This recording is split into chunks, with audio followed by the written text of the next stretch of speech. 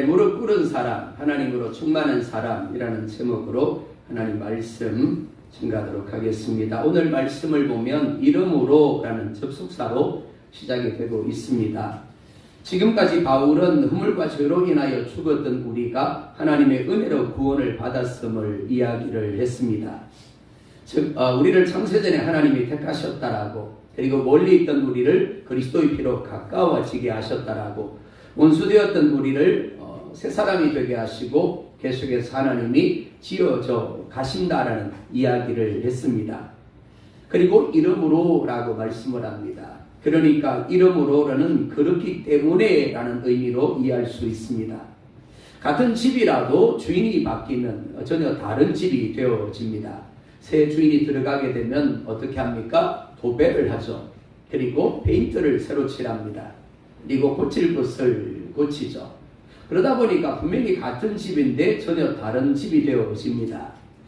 신앙이 뭐라 그랬습니까? 신앙은 주인이 바뀌는 것이다 라고 했습니다. 내가 주인이었던 집입니다. 그런데 주인이 예수님으로 바뀌었습니다. 이것이 구원입니다. 자, 그러면 어떤 현상이 나타나야 될까요? 당연히 도배를 새로 하고 페인트를 새로 칠하고 고칠 것을 고쳤으니까 전혀 다른 집이 되어야 맞는 거죠. 구원받은 사람은 반드시 그 구원받은 것이 그 삶에 나타나게 되어집니다. 그 핵심이 예수님이 그 마음의 주인이 되는 겁니다. 그리고 그 열매가 하나님께 무릎을 꿇고 기도하는 것입니다. 세상에는 두 종류의 사람이 있습니다. 하나는 세상과 사람에게 무릎 꿇는 사람입니다. 또 하나는 하나님께 무릎 꿇는 사람입니다. 사랑 여러분 어떤 사람입니까?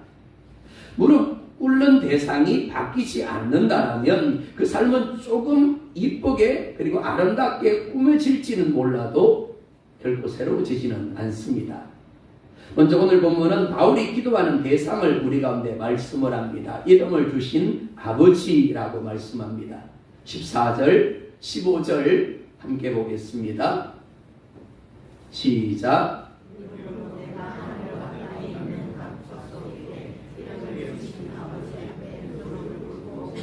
아멘. 바울이 무릎을 꿇고 기도를 합니다. 그런데 바울이 기도하는 대상을 이렇게 말씀을 합니다. 하늘과 땅에 있는 각 족속에게 이름을 주신 아버지.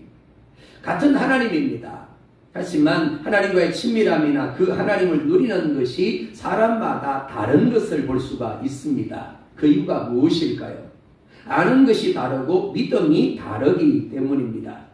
사도 바울은 지금 옥에 있습니다. 그리고 에베소 교회를 위하여 기도하고 있습니다. 바울이 에베소 교회를 위하여 기도하는 이유가 무엇일까요? 옥에 있는 사람은 당연히 자기 자신이 옥에서 나가기를 당연히 원할 겁니다. 그러나 바울은 옥에서 나가기 위해서 노력하거나 애쓰지 않습니다. 그럼 오히려 하나님을 향하여 에베소 교회를 위하여 기도하고 있습니다. 그 이유는 기도보다 더 급한 것이 없고 기도보다 더 중요한 것이 없음을 알고 믿었기 때문입니다. 기도할 때 하나님이 응답하시고 반드시 역사하심을 알고 믿었기 때문입니다. 씨를 뿌리지 아니하고 싹이 나는 법이 없습니다. 그리고 열매를 맺는 법이 없죠. 마찬가지로 기도는 하나님이 우리에게 공식적으로 역사하겠다고 약속하신 씨뿌림입니다. 주님은 무엇이든지 내 이름으로 구하라고 그러면 이루리라 라고 하십니다. 이 말씀은 두 가지 의미가 있다라고 했습니다. 아무리 작은 일이라도 즉 무엇이든지 기도를 통하여 주님의 뜻을 묻고 주님의 도우심을 구하라는 의미라고 했습니다. 두 번째는 문자 그대로 무엇을 구하든지 하나님이 응답하시겠다라는 의미입니다. 자, 그러면 하나님이 이렇게 말씀하실 수 있는 이유가 무엇인가 하는 겁니다. 바울이 알고 믿고 있는 하나님은 각 족속에게 이름을 주신 아버지입니다. 이름을 주셨다라는 것, 단순히 이름을 지어 주었다라는 의미가 아닙니다. 성경에서 이름은 그 사람이 어떤 존재인지의 정체성을 의미하고 그가 어디에 소속되었고 또한 그가 어떻게 살아가야 하는지 목적을 포함하는 겁니다. 하나님이 각 족속에게 이름을 주셨다라는 것 두 가지 의미를 가집니다. 첫째, 하나님이 온 천지를 만드신 주권자, 즉 주인이라는 의미입니다. 하늘과 땅은 문자적으로 하늘과 땅만을 가리키지 않습니다. 하나님이 태초에 천지를 창조하시니라. 그러면 하늘과 땅만 만든 게 아닙니다. 그렇죠? 온 세상을 만들었다라는 의미죠. 마찬가지로 여기서 말씀하는 하늘과 땅은 온 세상을 가리킵니다. 온 세상을 만드신 분이 하나님이고 각각의 이름을 주신 분이 하나님이라는 겁니다. 하나님이 목적을 가지고 만드셨습니다. 그리고 목적을 따라 각각에게 이름을 주신 겁니다.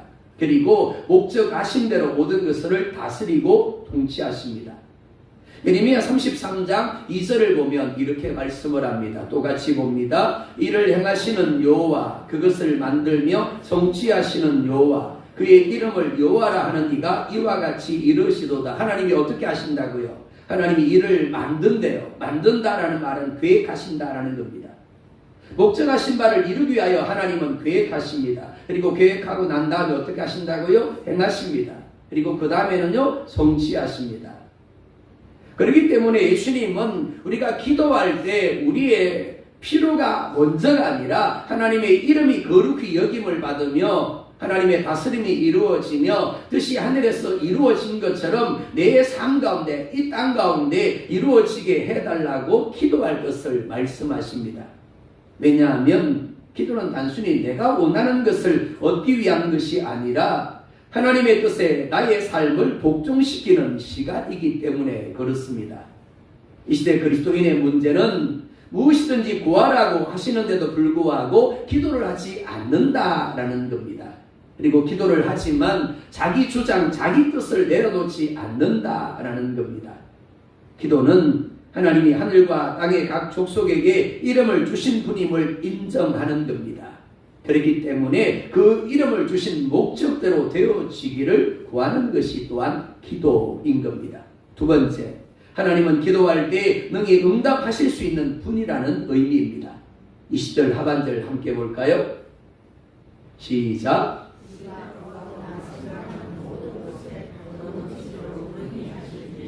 아멘. 우리가 기도하는 이유가 여기 있습니다. 하나님은 우리가 기도할 때 그래 내가 한번 생각해 볼게, 내가 할 수 있으면 해줄게 하지 않습니다. 능히 응답하시는 분입니다. 심지어 더 넘치도록 능히 하시는 분입니다. 특별히 바울은 이 하나님을 아버지라고 부르고 있습니다. 하나님이 우리의 아버지라는 것은 반드시 응답하신다라는 보증입니다. 마태복음 7장 11절에 이렇게 말씀을 합니다. 똑같이 봅니다. 너희가 악한 자라도 좋은 것으로 자식에게 줄 줄 알거든 하물며 하늘에 계신 너희 아버지께서 구하는 자에게 좋은 것으로 주시지 않겠느냐. 악한 자입니다. 그런데 그도 자식에게만큼은 어떻게 한다고요? 좋은 것으로 준다라는 겁니다. 그게 부모의 마음이라는 거죠. 하지만 주고 싶어도 가진 것이 없다면 어떨까요? 주고 싶어도 줄 수 있는 능력이 없다면 어떨까요? 줄 수가 없을 겁니다. 그게 육의 아버지의 한계입니다. 하지만 하나님 아버지는 다릅니다. 로마서 8장 32절에 이렇게 말씀을 합니다. 똑같이 봅니다. 자기 아들을 아끼지 아니하시고 우리 모든 사람을 위하여 내주시니까 어찌 그 아들과 함께 모든 것을 우리에게 주시지 아니하겠느냐. 이렇게 말씀을 합니다. 첫째, 자기 아들 예수님을 아끼지 아니하고 우리를 위하여 내주신 분이기 때문에 모든 좋은 것을 우리에게 주시는 분이다. 두 번째, 하나님은 하늘과 땅의 모든 것을 지으시고 다스리는 주인이기 때문에 얼마든지 우리의 기도에 넘치도록 응답하실 수 있는 분임을 말씀을 합니다. 기도는 결국 이 두 가지를 믿는 사람이 할 수 있는 겁니다. 비록 교회를 다닐지라도 이 하나님을 믿지 않는다라면 기도하지 않습니다. 모든 것의 주인이신 아버지, 그리고 선하시고 능하셔서 얼마든지 내가 기도할 때 응답하시는 아버지를 믿는 사람만이 기도의 무릎을 꿇고 기도하는 겁니다. 두 번째로 자세보다 태도가 중요함을 말씀을 합니다. 무릎을 꿇고 비노니라고 말씀을 합니다. 14절, 15절 함께 보겠습니다. 이러므로 내가 하늘과 땅에 있는 각 족속에게 이름을 주신 아버지 앞에 무릎을 꿇고 비노니. 바울이 어떻게 기도한다고요? 무릎을 꿇고 기도하노니 라고 말씀을 합니다. 이 말은 단순히 그가 예배당 바닥에 무릎을 꿇고 기도했다라는 의미가 아닙니다. 바울이 기도할 때 어떤 마음을 가지고 어떤 태도를 가지고 기도했는가를 보여주는 말씀입니다. 무릎을 꿇다라는 원문에서 보면 고니 카푸토라는 단어를 씁니다. 이는 첫 번째 기도의 간절함과 열정을 강조하는 겁니다. 두 번째 카푸토라는 단어는 굽히다, 절하다, 경배하다라는 의미입니다. 그러니까 누군가에게 무릎을 꿇는 것은 그가 가진 힘과 주권을 인정함으로 경외한다는 의미이고 자기 자신을 낮추어 겸손함을 나타내는 표시가 되어지는 겁니다. 창세기 1장 28절을 보면 하나님이 그들에게 복을 주시며 생육하고 번성하여 땅에 충만하라 라고 하십니다. 복을 주시며 라고 할 때 이 복이 바라크라는 단어를 쓴다라고 했습니다. 무릎을 꿇고 예배하다, 무릎을 꿇고 기도하다, 무릎을 꿇고 하나님을 섬기다, 이 모든 것에 공통적으로 들어가는 게 뭐라고요? 무릎을 꿇다입니다. 그리고 결론은 하나님이 복을 주셔서 그 복을 누리게 하신다가 바라크인 겁니다. 그렇기 때문에 하나님은 하나님께 무릎을 꿇는 자에게 복을 주신다라고 할 수 있는 겁니다. 이는 앞서 살펴본 것처럼 하나님이 모든 것들을 주관하시는 주인이고 능히 기도에 응답하시며 주실 아버지라는 것을 믿는 사람만이 할 수 있는 겁니다. 그리고 이런 사람이 하나님이 보시기에 좋았더라가 되어지는 겁니다. 하나님이 무릎을 꿇는 이에게 복을 주시는 이유가 여기 있습니다. 자, 그러면 우리는 기도할 때마다 무릎을 꿇어야 할까요? 자, 주일학교 때를 한번 떠올려 보시겠습니까? 주일학교 예배 시간이 되면 부장 장로님, 부장 집사님 앞에 섭니다. 그리고는 그러죠. 자, 이제 우리 다 같이 어떻게 해요? 무릎을 꿇고 두 손 모고 고개를 숙이고 눈 감고 그렇게 하죠. 그죠? 뭐 하자 그러니까 그냥 한 거예요. 그죠? 그러고는 예배 한 시간을 드리는 겁니다. 무릎을 꿇고 무릎이 아파도 그냥 그렇게 했습니다. 근데 무릎이 꿇다라는 의미가 뭔가를 우리가 앞에서 살폈습니다. 그죠? 하나님을 경외하는 겁니다. 하나님 앞에 나의 겸손함을 나타내는 거죠. 하나님이 나의 주권자입니다. 나의 주인입니다의 표시라고 할 수 있는 겁니다. 할 수만 있다라면 무릎을 꿇는 것이 좋습니다. 기도할 때 무릎을 꿇으십시오. 그러나 무릎이 불편한데 억지로 무릎을 꿇을 필요는 없습니다. 왜요? 무릎을 꿇는 것보다 더 중요한 게 뭐라고요? 그 마음이기 때문에 그렇습니다. 그 태도이기 때문에 그렇습니다. 구원은 주인이 바뀌는 것이다 라고 했습니다. 내가 주인이 되어서 내가 보기에 좋은 대로 내가 생각하기에 옳은 대로의 삶을 살았습니다. 이것이 아담으로부터 죄악된 본성을 물려받은 사람들의 삶입니다. 그런데 예수님이 내 안에 들어오셨습니다. 그리고 내 마음의 주인이 되어서 내가 아닌 예수님이 보기에 좋고 예수님이 생각하기에 옳은 대로 살게 되는 것, 그것이 구원인 겁니다. 그럴 때 그곳에 하나님의 나라가 임하고 하나님의 뜻이 이루어지게 되는 겁니다. 그것이 바로 천국입니다. 우리가 기도할 때 무릎을 꿇는 것은 겸손의 표시인 동시에 하나님을 나의 주인으로 인정하며 내 뜻이 아니라 하나님의 뜻에 굴복하겠다라는 의사표시입니다. 그럴 때 하나님이 보시기에 좋았더라가 되어지고 하나님이 바라크 복을 주시는 겁니다. 우리가 정말 믿는다라면 그 믿음은 반드시 신뢰와 의지와 맡김으로 나타나게 되어집니다. 내가 믿습니다. 그런데 신뢰하지 못할까요? 의지하지 못할까요? 맡기지 못할까요? 그럴 수 없는 거죠. 오늘 본문을 보면 반복되는 단어가 있습니다. 바로 하시옵고입니다.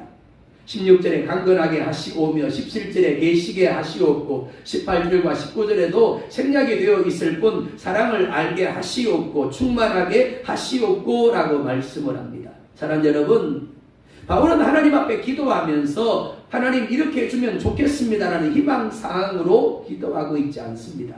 혹은 하나님의 뜻대로 하십시오라고도 기도하지 않습니다. 마치 하나님께 맡겨놓은 것처럼 당당하게 요구하고 있습니다. 바울이 그렇게 기도할 수 있는 이유가 무엇일까요? 하나님이 약속하셨기 때문입니다. 구하라, 찾으라, 두드리라, 얻을 것이요, 찾을 것이요, 열릴 것이라. 내게 부르짖으라, 내가 응답하겠고 내가 알지 못하는 그 은밀한 일을 내게 보이리라. 그렇습니다. 바울은 이 약속을 붙들고 당당하게 아버지 주십시오라고 기도하고 있는 겁니다. 세 번째, 바울의 간구의 내용입니다. 첫 번째, 속사람을 능력으로 강건하게 하옵소서라고 말씀을 합니다. 16절 함께 보겠습니다. 시작.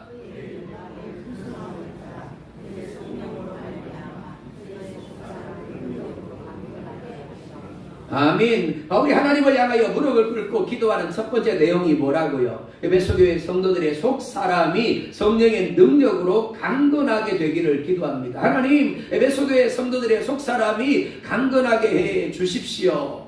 속 사람이 뭘까요? 사람의 영혼을 가리키기도 하고 마음을 가리키기도 하고 인격을 가리키기도 한다라고 해석을 합니다. 그러니까 영혼 혹은 우리의 마음이 강하게 해 주십시오라고 기도하는 겁니다. 이것이 왜 중요할까요? 우리의 마음이지만 우리의 마음대로 할 수 없는 때가 너무 많기 때문에 그렇습니다. 갖가지 어려움이나 미혹 때문에 마음이 무너집니다. 믿음이 흔들립니다. 그리고 죄를 범하지 말아야 하는데도 불구하고 죄를 범하게 될 때가 얼마나 많은지 모릅니다. 그런데 그런 마음을 강하게 함으로 말미암아 어떤 시험에도 어떤 미혹에도 어떤 환경과 어떤 상황에도 흔들리지 않게 해달라고, 사단과의 영적 전쟁에서 이기게 해달라고, 그런 성령의 능력이 성도들 가운데 누리게 해달라고 기도하고 있는 겁니다. 바울이 다른 어떤 것보다 속사람을 능력으로 강건하게 해달라고 기도하는 이유가 바로 여기 있습니다. 마음이 무너지면 모든 것이 무너지게 되기 때문입니다. 우리가 더 예배와 기도와 말씀을 읽고 듣고 그리고 배우는 일에 힘써야 하는 이유가 여기 있습니다. 왜냐하면 마음은 내가 강하게 해야지 그렇게 결심한다고 해서 강하게 되는 것이 아니라 말씀과 기도를 통하여 성령의 능력이 우리에게 임할 때 가능한 것이기 때문입니다. 두 번째, 그리스도께서 너희 마음에 계시게 하시옵고 라고 말씀을 합니다. 17절 상반절입니다. 함께 봅니다. 믿음으로 말미암아.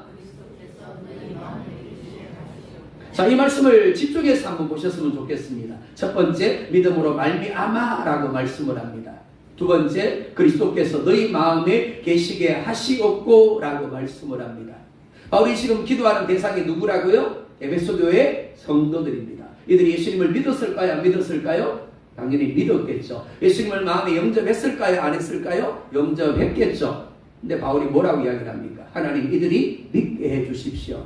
하나님, 이들이 예수님을 그 마음에 모셔서 예수님이 그 마음에 계시게 해 주십시오. 이해가 되시나요? 이 말씀 오늘 처음 보시는 거 아닐 겁니다. 에베소서 아마 몇 번 읽으셨을 겁니다.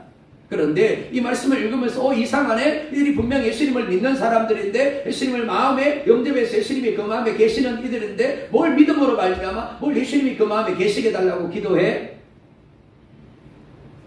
왜 그럴까요? 중요한 단어는 계시게 하시옵고입니다. 단순히 손님으로 들어와 있다가 아니라 주인으로 거하시게 되기를 기도하고 있는 겁니다. 그리고 이를 믿음이라고 이야기하고 있는 겁니다. 무슨 말이냐면 정말 믿는다라면 예수님이 손님이 아니라 그 마음의 주인이 되어야 한다는 거예요. 신앙생활은 단지 교회를 다니는 것이 아니라고 했습니다. 내 안에 예수님이 주인이 되어 사시는 겁니다. 이를 위해서 필요한 것이 바로 믿음입니다. 믿음이 뭐라고 그랬습니까? 신뢰하고 의지하고 맡기는 것이라고 했죠. 즉 예수님이 주인이 되게 하는 겁니다. 신뢰하고 의지하고 맡김이 없는 믿음은 참 믿음이 아니라 단지 생각으로만 동의하는 것일 수 있습니다. 그래 맞아, 저거 좋은 말이야, 저거 옳은 말이야, 끝.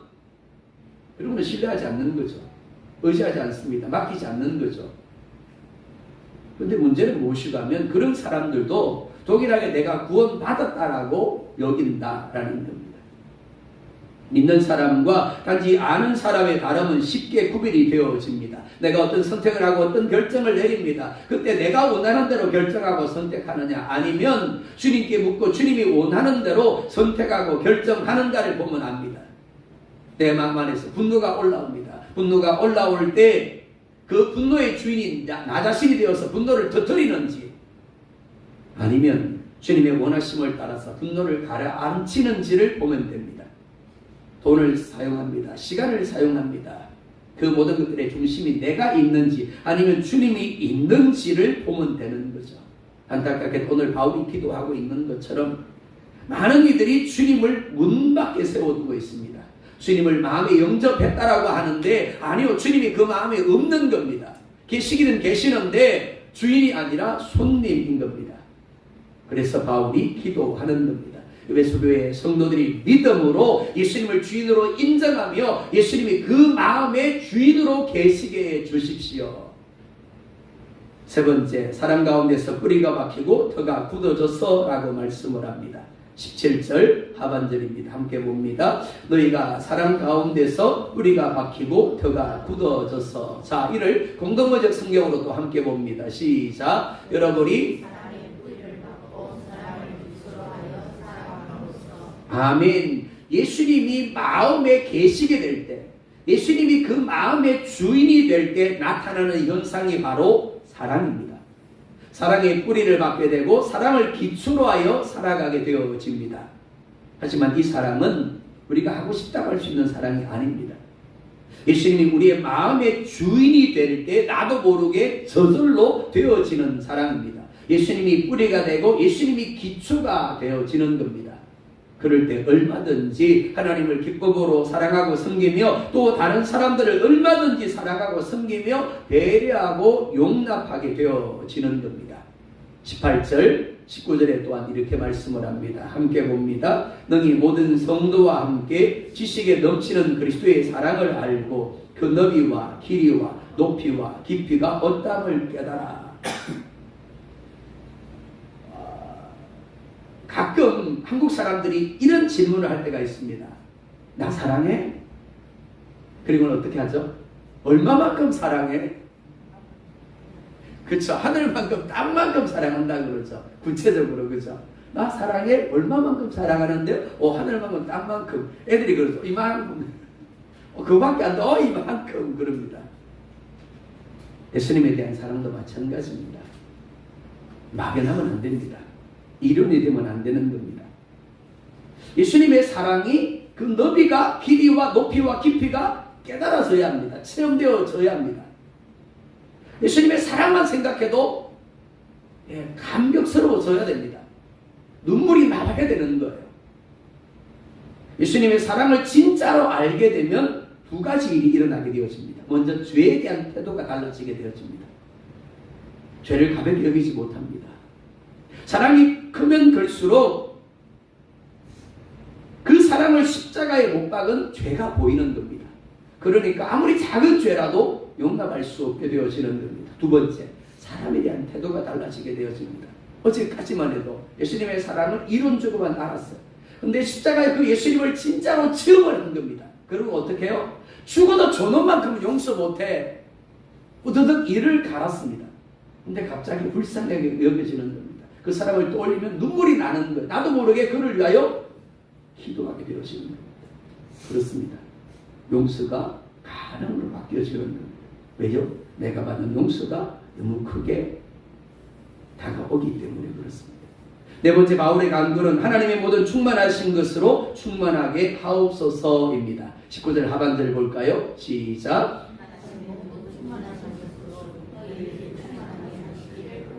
아멘. 바울은 에베소교회 성도들이 지금보다 조금 더 나아지게 해달라고, 조금 더 성숙하게 해달라고 기도하고 있지 않습니다.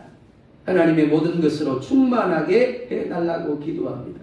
하나님의 충만은 하나님 자신이 우리 안에 주인이 되시는 것으로부터 시작이 되어집니다. 사랑 여러분, 얼마나 하나님을 여러분의 주인으로 인정하고 있습니까?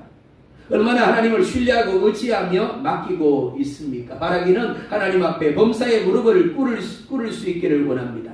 무엇보다 예수님이 손님이 아니라 주인이 되어 여러분 마음 가운데 살게 할 수 있기를 원합니다. 그래서 무엇을 하든지 사랑이 뿌리가 되고 사랑이 기초가 되어져서 여러분의 생각, 여러분의 뜻, 여러분의 감정, 여러분의 말, 여러분의 행동이 사랑으로 말미암게 하시기 바랍니다. 그럴 때 점점 더 여러분의 삶은 하나님의 모든 것으로 충만하게 되어질 겁니다. 그리고 하나님이 보시기에 좋았더라가 되어질 것입니다. 그런 여러분의 삶이 될 수 있기를 예수님의 이름으로 축복합니다.